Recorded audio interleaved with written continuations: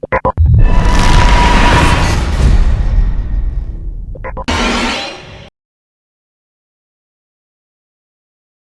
მინდა მოგიყვეთ ჩემი საყვარელი, ასე ვთქვათ, ნუგბარის შესახებ.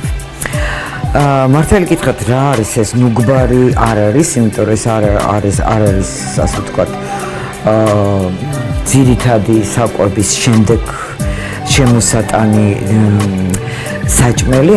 პირიქით, ეს არის ძირითად საჭმლის გასალამაზებელი და გემოს მისაცემი. სხვადასხვა ინგრედიენტებისგან შემდგარი მარინადები. ამიტომ დღეს რა მარინადსაც გავაკეთებთ, გვაქვს ყურძენი.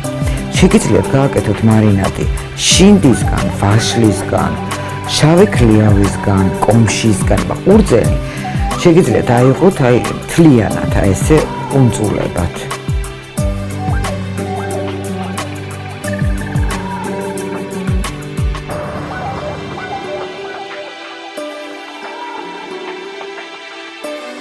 ორი ჭიქა წყალი, ერთი ჭიქა შაქარი,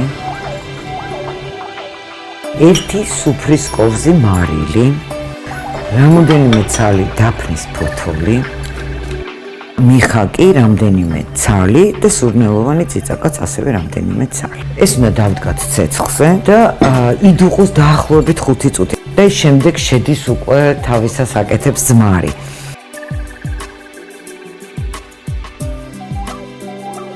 თვეების განმავლობაში ინახება. პრაქტიკულად ეს ძალიან მოხერხებულია, უცებს სტუმარებებიც მოდის სახლში. ნებისმიერ რამეს მოამზადებთ, შეწვავთ და მოუწყობთ ამას გარშემო, როგორც ახლა მე განახებთ ამას. აქ მზად არის უკვე შინდის მარინადი, მაგალითად. ძალიან ლამაზია შინდის მარინადი და ძალიან გემრიელი. შეგიძლიათ მოამზადოთ სულ სხვადასხვა ტიპის ხილისგან, მაგალითად, ძალიან ხშირად ვაკეთებ მე შერეულს. რაც შეეხება ბოსტნეულს, ბოსტნეულიც აგვაქვს აქ უკვე. ბოსტნეულით შეგიძლიათ ასევე გააკეთოთ, დაჭრათ ესე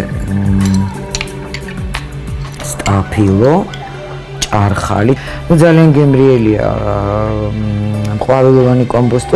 გაქვთ ეს შენახული მთელი ზამთრის განმავლობაში და ესეთი ნებისმიერ დროს, როდესაც სტუმარი მოდის, შეგიძლიათ გამოიყენოთ და გააუცოთ. აი ამ რაღაცა უცნაური გემოთი, რომელსაც აქვს ტკბილ მჟავე გემო და თან ესეთი სპეციებით არის გაჭერებული.